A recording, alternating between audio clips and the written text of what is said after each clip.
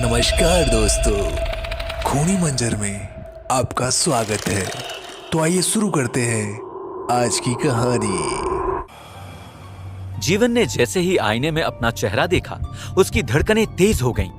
आईने में जीवन ने देखा तो उसे ऐसा लगा मानो वो काला साया उसके कंधे पर बैठकर उसकी मौत की प्लानिंग कर रहा हो।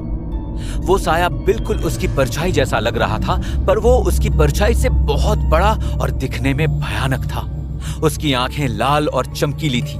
ऐसा लग रहा था कि वो जीवन की हर हरकत को ध्यान से देख रहा है। डर के मारे जीवन को मानो एक हार्ट अटैक आने वाला हो। ये मेरे साथ क्या हो रहा है? जीवन ने खुद से पूछा। तभी उसे अपने शरीर पर हल्की हल्की जलन महसूस हुई।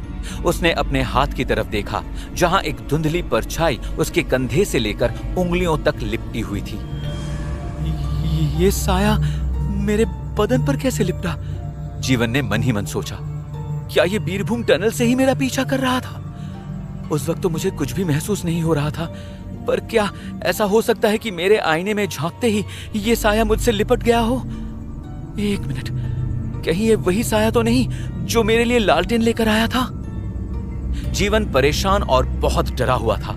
उसे लगा कि शायद ये साया उसकी लालटेन से मदद इसलिए करने आया था क्योंकि बदले में वो जीवन की कोई मदद चाहता था।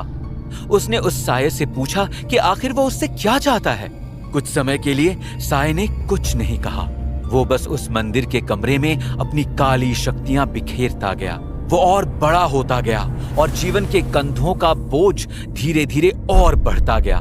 जीवन को अभी अभी मिले हुए प्रेत दमन मंत्र के बारे में याद आया और उसने सोचा कि उसे वो इस्तेमाल करना चाहिए।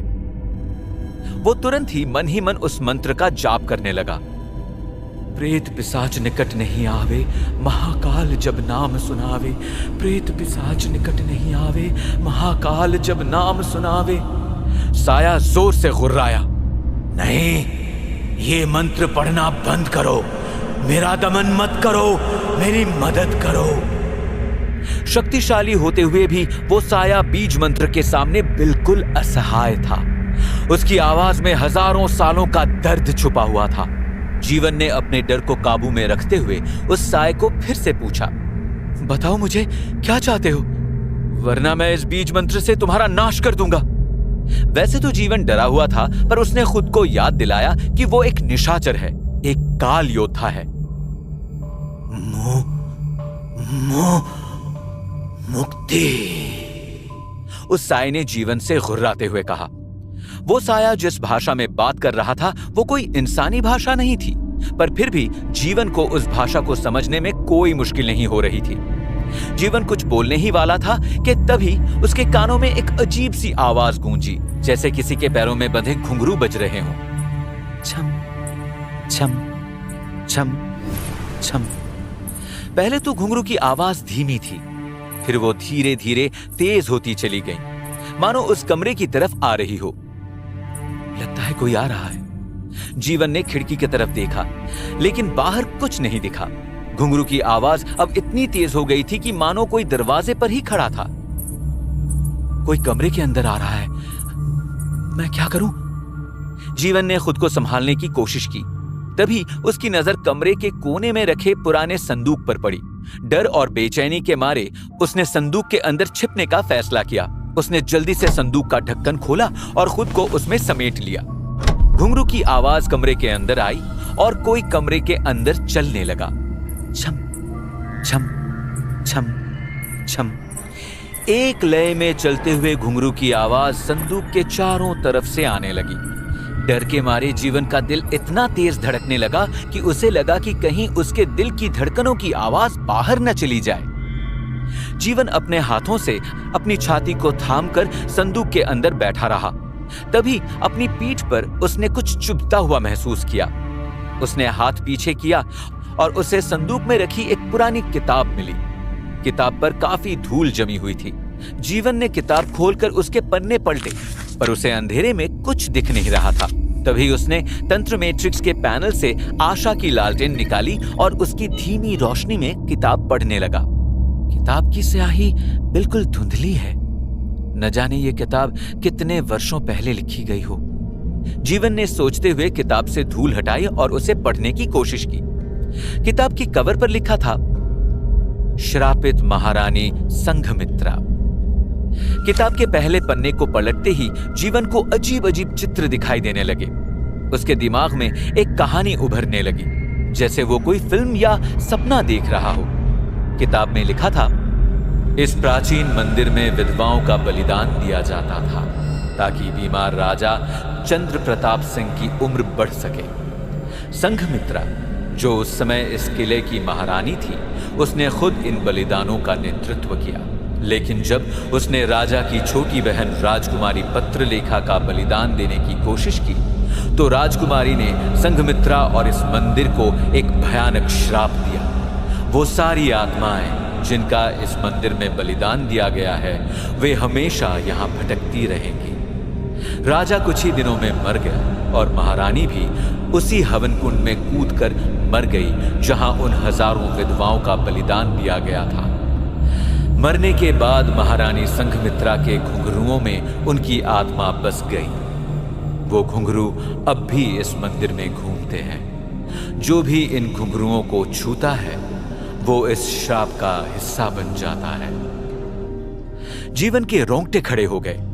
वो महारानी संघमित्रा और उन विधवाओं के बलिदान के बारे में सोच ही रहा था कि संदूक के अंदर अचानक से गर्मी बढ़ने लगी। उसे ऐसा लगा जैसे संदूक के बाहर कोई खड़ा हो। उसने हिम्मत जुटाकर संदूक का ढक्कन थोड़ा सा खोला और देखा कि बाहर कोई नहीं है, पर कुछ ही दूरी पर वो घुंघरू अब भी चल रहे थे। दिल दहला देने वाली बात यह थी कि उन्हें किसी ने पहना नहीं था। जीवन को देखते ही घुंघरुओं ने नाचना शुरू कर दिया। हवा में घुंघरुओं को नाचता देख जीवन का हाल बेहाल हो रहा था। तंत्र मैट्रिक्स के पहले पड़ाव में ही इतना सब कुछ देखने के बाद जीवन को अपनी आंखों पर विश्वास नहीं हो रहा था। घुंघरुओं से जो ताल और संगीत निकलकर आ रहा था, उससे जीवन का सर फटने लगा। उसके शरीर पर लिपटा साया भी अपनी शक्तियों को जीवन पर हावी करने लगा। वो साया जीवन की आत्मा को पूरी तरह से निगलने की कोशिश में था। जीवन ने साये को भगाने के लिए प्रेत दमन मंत्र का जोर जोर से जाप करना शुरू कर दिया। प्रेत पिशाच निकट नहीं आवे, महाकाल जब नाम सुनावे। प्रेत पिशाच निकट नहीं आवे, महाकाल जब नाम सुनावे। मंत्र का जाप करते ही साया अपनी शक्ति खोने लगा। महारानी संघमित्रा के घुंघरुओं ने भी नाचना बंद कर दिया और कमरे से बाहर भाग गए। जीवन ने जल्दी से संदूक से बाहर जंप लगाया और घुंघरुओं के पीछे भागने लगा। मंदिर की पथरीली सीढ़ियों और किले के दरवाजे से होते हुए घुंघरू टिले के ऊपर तक भागते गए। रात के अंधेरे में उसको मिली वो लालटेन ही जीवन के काम आई। भागते भागते जीवन मंदिर के टिले पर बनी बावड़ी तक जा पहुंचा। बावड़ी के सामने एक विशाल हवन कुंड जल रहा था। उस हवन कुंड में जल रही आग से अब पूरा मंदिर जगमगा रहा था। जीवन ने अपनी लालटेन बंद करके उसे पैनल में वापस भेज दिया। उस जलते आग के कुंड के सामने घुंघरू चलकर रुक गए। जीवन महसूस कर सकता था कि घुंघरू आग में जलकर भस्म हो जाना चाहते हैं और अपने साथ साथ वो जीवन को भी ले जाना चाहते हैं। वो जीवन को आत्मदाह करने के लिए सम्मोहित कर रहे हैं। जीवन ने शिव जी को याद किया और उन घुंघरुओं का सम्मोहन तोड़ते हुए जोर से चिल्लाया, रुको! घुंघरू रुक गए। जीवन आगे बढ़ा और धीरे धीरे सावधानी के साथ घुंघरुओं के पास बैठ गया। मेरे कंधों पर एक काले साए का बोझ है, जीवन ने बोला। इसे मुक्ति चाहिए। क्या तुम इसे मुक्ति दिला सकते हो? कुछ सोचने के बाद घुंघरुओं ने छम छम की आवाज की। उन्होंने कहा कि वो इस काले साए को मुक्ति दिला सकते हैं, पर बदले में जीवन को घुंघरू अपने साथ लेकर जाने पड़ेंगे। उन्हें भी इस तंत्र मैट्रिक्स के जाल से मुक्ति चाहिए। जीवन खुशी खुशी मान गया। इतना आसान नहीं है, घुंघरू ने अपनी छम छम की आवाज में कहा। मुझे यहां से अपने साथ ले जाने से पहले तुम्हें मेरे साथ नाचना पड़ेगा। क्या ये शर्त तुम्हें मंजूर है?